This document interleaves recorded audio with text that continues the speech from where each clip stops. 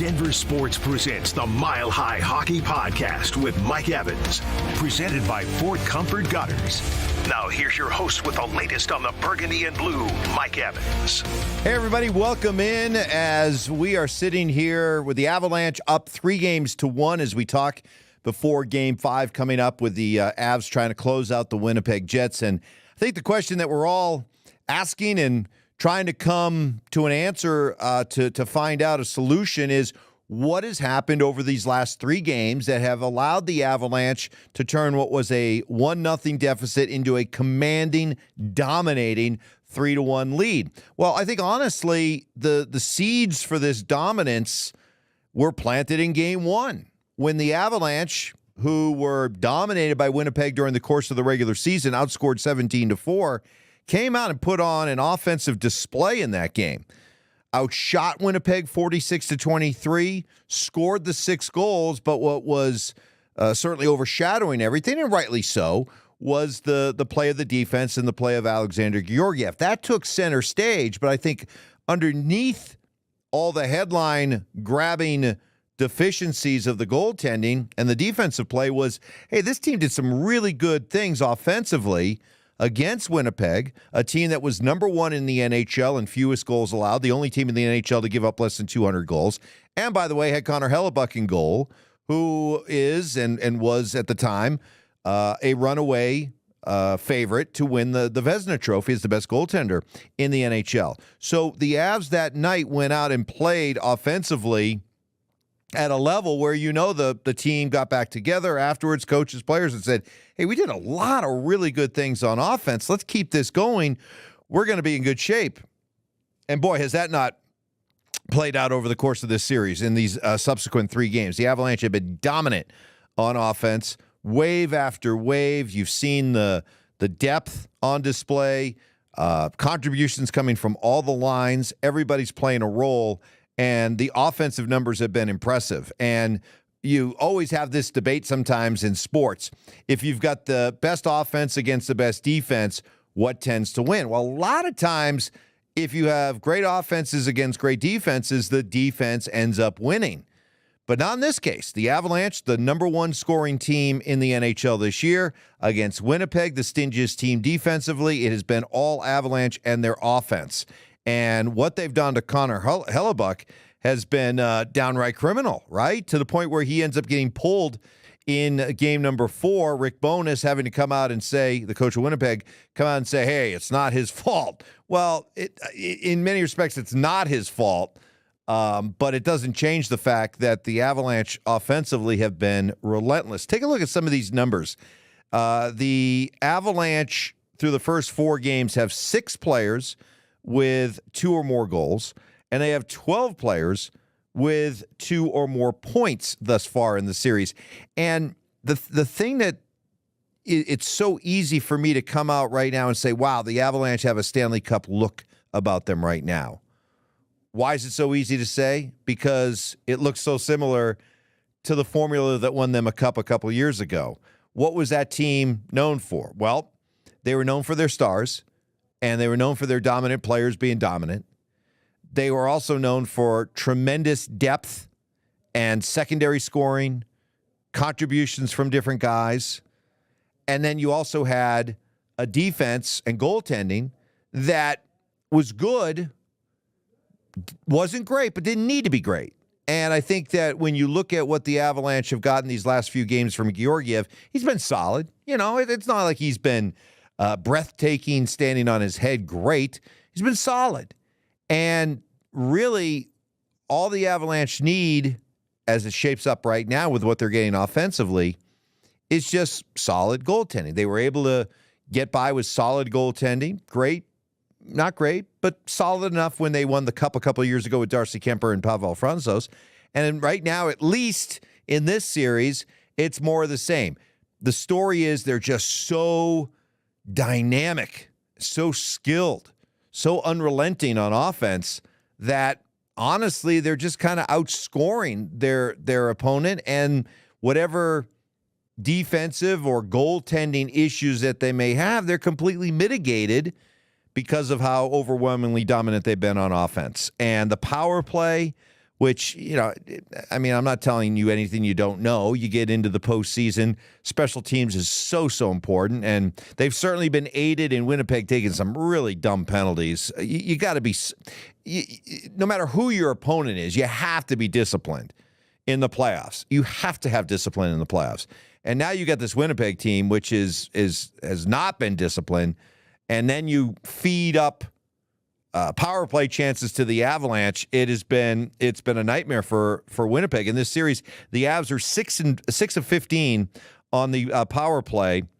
They're 4 for 10 in their last 2 games.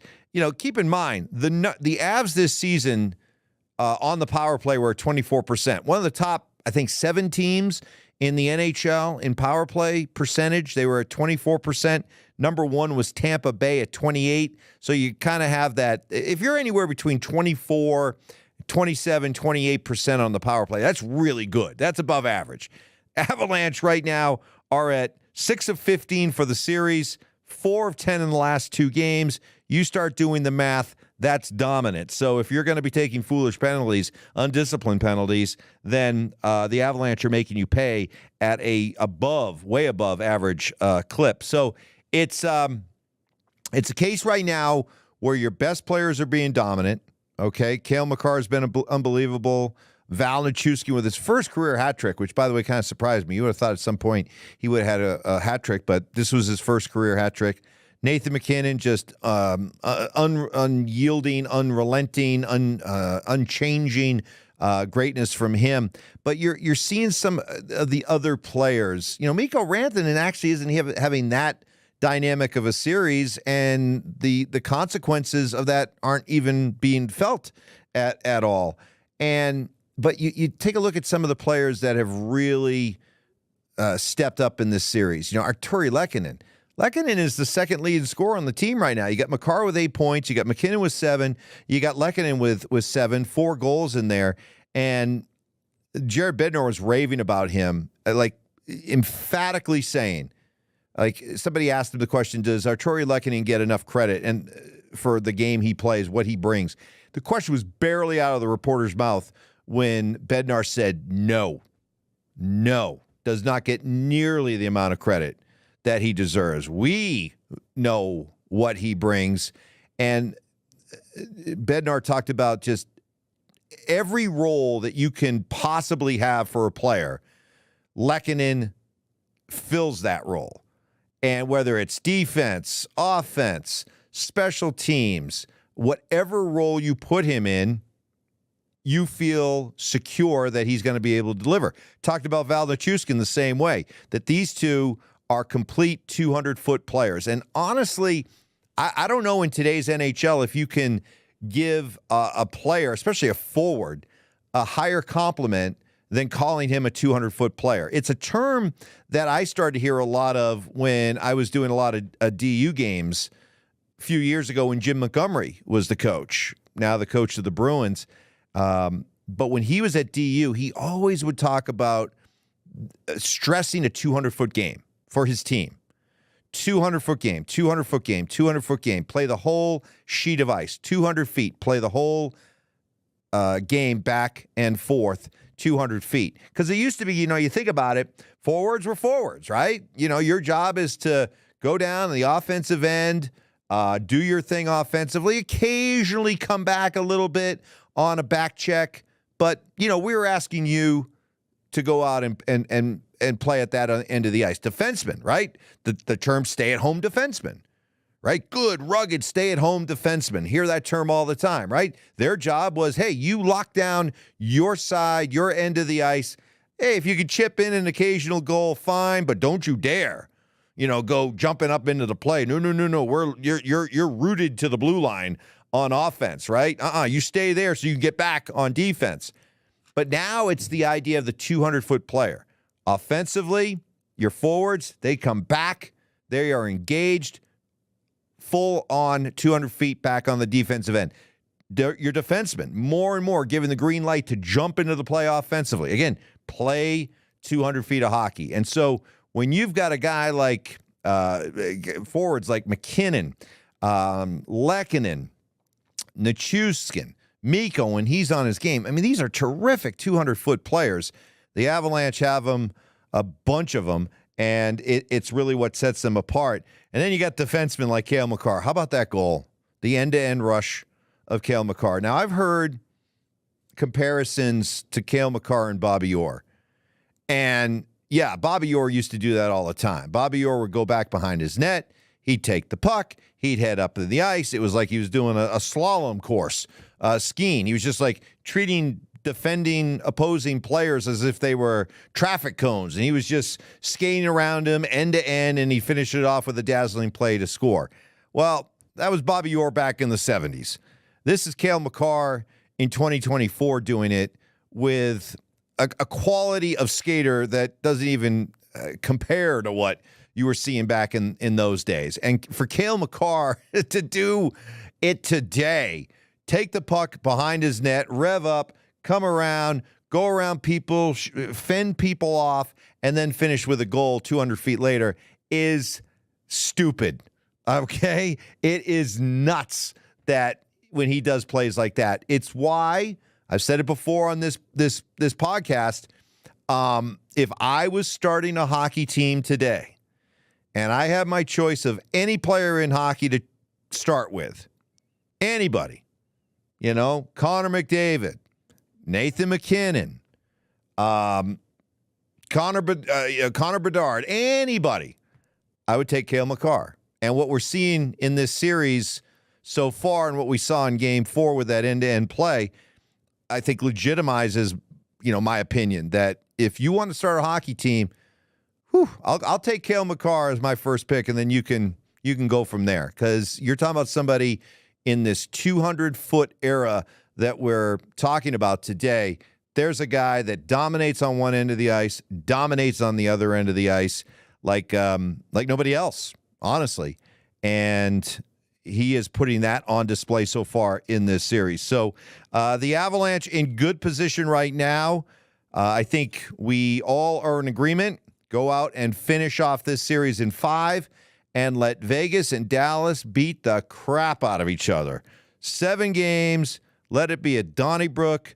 Just wear each other down to a pulp, and then let the Avalanche be rested and ready to go for the second round. We'll be following that series, see if the Avalanche are able to finish off business. You got to think Winnipeg is really rattled right now, because the storyline, and we talked about this on this podcast after Game 2, that once the Avalanche had won Game 2, once they had bounced back, once Georgiev had weathered the storm here in Denver that was surrounding him after Game 1, to me, I thought the storyline would now shift to Winnipeg. The Avs, they answered the bell after Game 1. Georgiev answered the bell. After the Avalanche won Game 1, I thought it'd be interesting, because Winnipeg last year won Game 1 of their opening round series against Vegas and then lost the next 4.